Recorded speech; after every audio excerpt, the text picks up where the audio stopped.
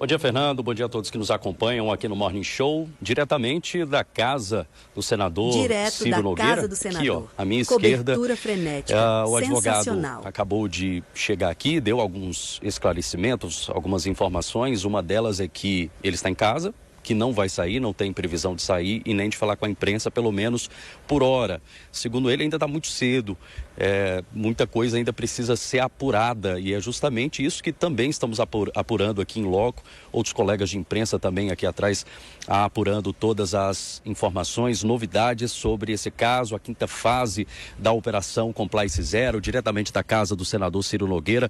Polícia Federal deflagrou, né, a quinta fase dessa operação. Nós temos acompanhado todos os desdobramentos desde a primeira fase, que investiga esse esquema de corrupção, lavagem de dinheiro, fraudes financeiras ligadas ao Banco Master. Ao todo foram cumpridos 10 mandados de busca e apreensão e um mandado de prisão temporária, além do bloqueio de 18 milhões e 850 mil reais em bens e valores dos investigados.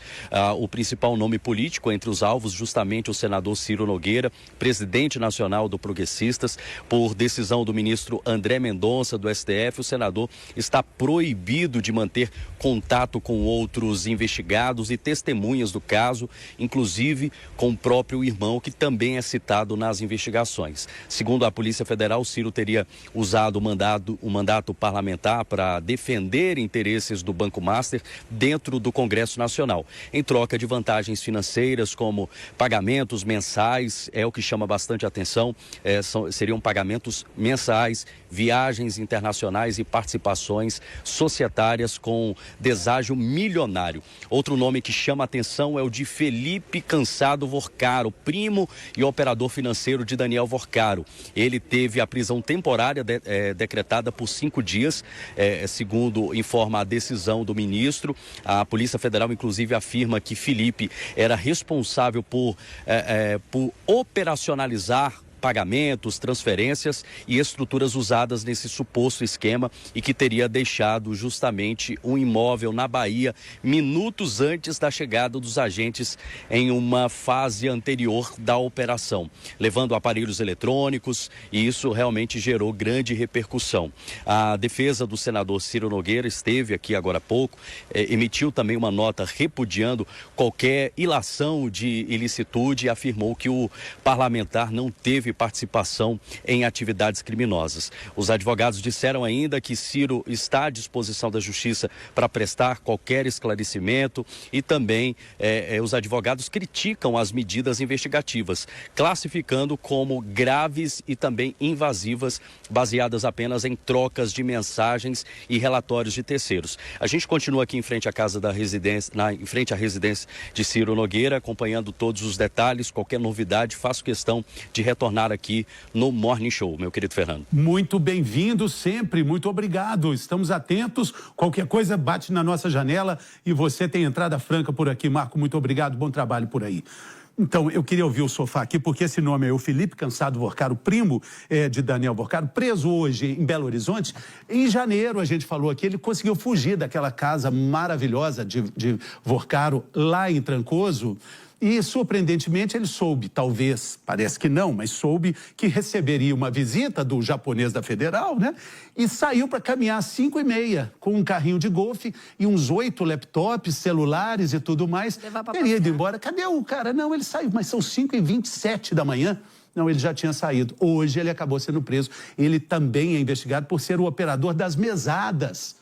Imagina uma mesada do Daniel Vorcaro, Matheus. É interessante porque isso tem uma conexão com essa investigação sobre o Ciro Nogueira também, né? Que também apontam possíveis recebimentos contínuos em relação ao Vorcaro e outros nomes que a Polícia Federal, inclusive, mostra descontentamento na delação do Vorcaro, que ela acredita que ele não entregou os nomes realmente de quem está na cabeça da operação. O que me estranha um pouco é essa demora, né? Esse lapso de tempo para, de janeiro para cá, somente agora, de fato, chegarem até o primo do Vorcaro. A sensação que eu tenho, às vezes, Juiz, não pela Polícia Federal, que eu acho que vem fazendo um excelente trabalho, mas é que tem muita gente interessada em retardar essa investigação. Agora, é importante dizer que o ex-presidente do BRB, ele também está preso, ele também está cogitando uma possível delação. Temos o Fabiano Zettel, e agora a gente tem mais um para entrar na competição, na corrida por uma delação premiada que realmente traga fatos relevantes e novos. Então, Fernando, eu acho que vai ficar bem curioso a gente pegar esses 8 laptops, esses 14 celulares. Saiu cheio de coisa, ele fazer uma caminhada na praia com um carrinho de golfe, enfim. Quem não faz isso, né? Fala, vou caminhar na praia e vou de carrinho de golfe. Quero ouvir Jess também, Ana e Henrique, porque o Ciro Nogueira, o principal com relação ao senador Ciro Nogueira, é a questão emenda master, que foi ali apresentada por ele. Ele disse que ali precisava de um reajuste do Fundo Garantidor de Crédito, que era de 250 mil para 1 milhão. Se passasse, o próprio Daniel Vorcaro dizia, é uma bomba atômica. Porque se passa isso... O prejuízo seria 4 vezes maior do que a gente tem hoje no Banco Master, pelo menos. Que já foi de cerca de 5 bi, né?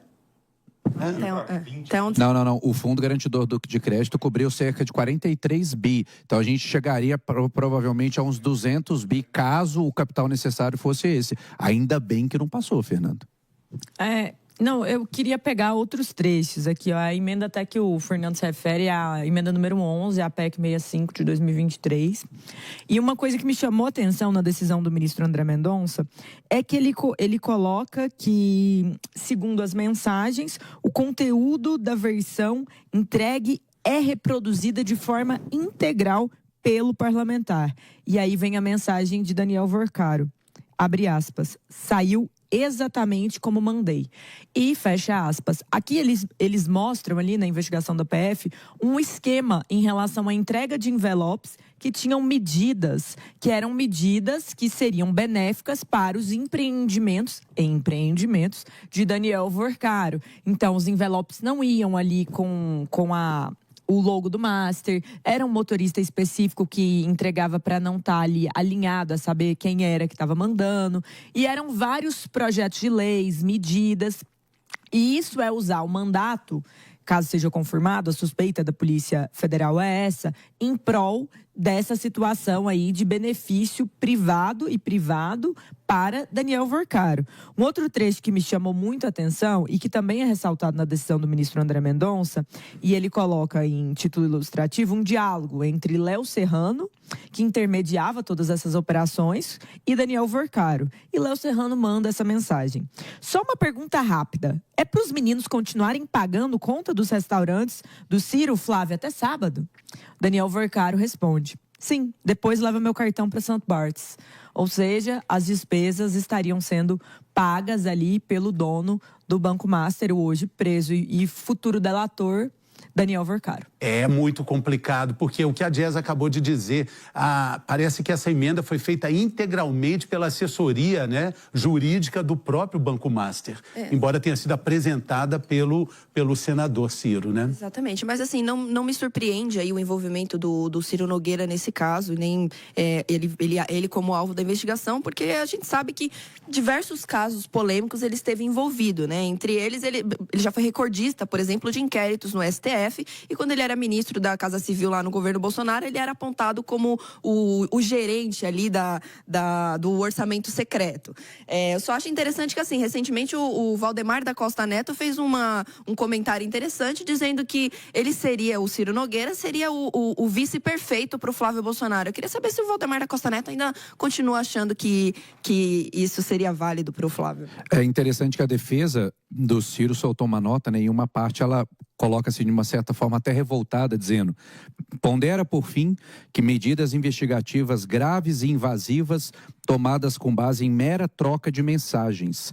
Mera troca de mensagens. O que a Dias acabou de trazer não é uma mera troca de mensagens, né? É uma possível infração legal, um possível cometimento de crime envolvendo o senador Ciro Nogueira. Então, a defesa ela não tem por que se preocupar com uma mera troca de mensagens se não há nada. Agora, se há alguma coisa lá que prove que não existe nenhum tipo de erro ali, Fernando. Muito bem, sem contar que também existem questões nebulosas recentemente, uma situação recente sobre um voo que chegou no aeroporto aqui no interior de São Paulo, com umas malas que não passaram no raio-x, como deveria, o voo vindo de um paraíso fiscal no Caribe, né? E em ano de eleição, né? Quem estava, foi em abril do ano passado, mas as imagens divulgadas agora, Ciro Nogueira, enfim... Que por enquanto está sem explicação, né? Por enquanto sem explicações. Ele defende, então, que precisava, sim, de um reajuste no Fundo Garantidor de Crédito para que esses valores tivessem um pouco mais fossem mais robustos, para que isso fosse um incentivo para os investidores. Só que é exatamente o contrário, né, Henrique? Grande incentivo para os investidores, né? O fato de ter uma garantia não quer dizer que seja o grande motivo para você investir, né? A grande questão nisso daí é que investidores são esses, porque, de fato, 1 milhão, talvez para um investidor convencional que está aportando ali o seu dinheiro suado, tudo bem, pode ser até uma garantia melhor. Agora, se o intuito era, né, não temos como afirmar isso, mas era fraudes ali, ou você poder contar com esse valor de 1 milhão para caso alguma coisa que você já sabia antes que ia dar errado. Já sabe que vai dar errado, né? Só lembrando, minimamente duvidoso. A garantia de 250 mil. Aí você vai fazer um investimento, mas tem um risco aqui, mas tá tudo garantido. 1 milhão, Não, era 250, mas vai passar para 250 para 1 milhão. E até os demais envolvidos, né? Porque aí vira e fala assim, opa, peraí, tem uma garantia por trás, então dá pra gente entrar no esquema com menos preocupação. Você aumenta o colchão ali, né, Fernando? Exatamente. E a gente falando sobre também a delação premiada, né? A gente falou sobre isso ontem, estamos falando isso agora. Essa delação entregue pela defesa do Daniel Porcaro foi avaliada como insuficiente. A Polícia Federal olhou e falou assim, você sabe mais. Você sabe mais do que você está falando. Então, eles cobram mais informações e quem tem as informações, Rafaela Almeida, está conosco aqui na janela do Morning Show para explicar tudo para a gente. Bem-vinda, Rafa. Foi mais ou menos isso? A polícia olhou e falou, não, tá pouco. Conte-me mais, conte-me mais. Bom dia para você, Fernando, e a toda a audiência do Morning Show. Olha, de fato, pelo visto, não convenceu, viu? A avaliação dos investigadores é que a primeira versão apresentada pela defesa de Porcaro não trouxe novos fatos nem elementos suficientes para avançar em um acordo de delação premiada. Como você mesmo citou aí no início, foi considerada fraca, incompleta e insuficiente. E segundo fontes ligadas à investigação, a Polícia Federal e a Procuradoria-Geral da República entenderam que as informações apresentadas pelo dono do Banco Master repetiam situações e diálogos que já eram de conhecimento das autoridades no âmbito da Operação Compliance Zero. Os investigadores também teriam cobrado mais detalhes sobre pessoas apontadas como integrantes da cúpula do esquema investigado, mas que não teriam sido citadas na primeira tentativa de colaboração. E depois dessa sinalização, a defesa de Porcaro entregou novos anexos com o conteúdo da possível delação. O material foi apresentado em um pendrive e agora passará por análise da PF e da PGR nas próximas semanas. Os investigadores querem saber se há informações inéditas e, principalmente, se o banqueiro consegue apresentar provas para sustentar o que está sendo relatado. A apuração também depende da perícia nos celulares apreendidos com Porcaro. Ao todo, 8 aparelhos foram recolhidos pela Polícia Federal e a extração dos dados ainda está em andamento. E lembrando, Fernando, que o Supremo Tribunal Federal sinalizou que a devolução integral do dinheiro desviado por meio de corrupção será condição fundamental para que o acordo de colaboração seja homologado. Também não será aceito o modelo feito na Operação Lava Jato, em que empresas fizeram acordo de devolução de recursos de forma parcelada em vários anos. A percepção do Supremo é que isso não deu certo. Volto com você. Muito bom, Rafa. É isso aí que a gente tem falado aqui no sofá. É isso mesmo. Tem grana envolvida aí, não é pouco dinheiro, não. E tem tantas coisas que a gente precisa saber, né? Tantos pontos de interrogação. Muito obrigado, viu? Bom trabalho para você aí. Com novas informações, chame a gente por aqui. Gente, coisa de 60 bilhões aí de dinheiro envolvido nesse fala, não fala, nesse sei, não sei. Agora, é de irritar não só a todos nós aqui, mas os brasileiros, né, que foram os grandes enganados, né, população comum que investiu, que acreditou, aposentados, fundos de pensão, que acreditaram nesse bandido chamado Daniel Vorcaro, e aí fica nesse negócio, não, eu sei isso, não sabe o quê, meu filho? Conta o que você sabe. E vai ficar preso, então.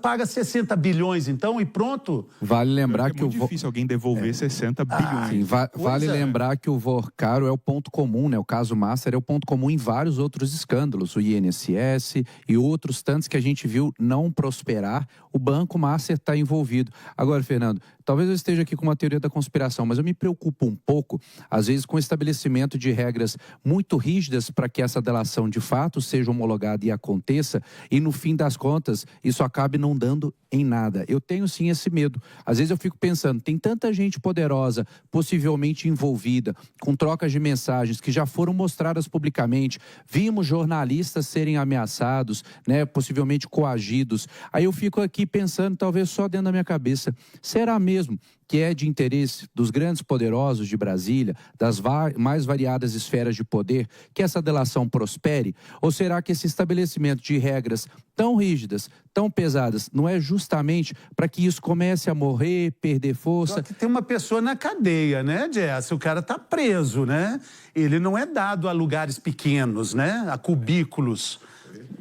Aqui a gente precisa avaliar, né, que toda a lógica da delação, ela é construída também numa corrida.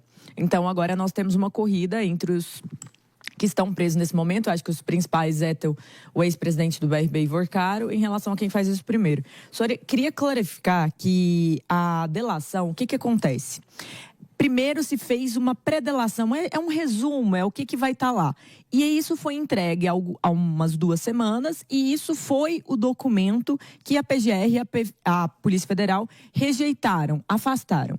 A partir desse feedback, se entregou a delação materialmente já com as divisões pré-estabelecidas. E é esse o material, essa delação já nessa versão mais consolidada e após a rejeição do material inicial, que foi entregue ontem pela defesa de Daniel Vorcaro à PGR e à Polícia Federal.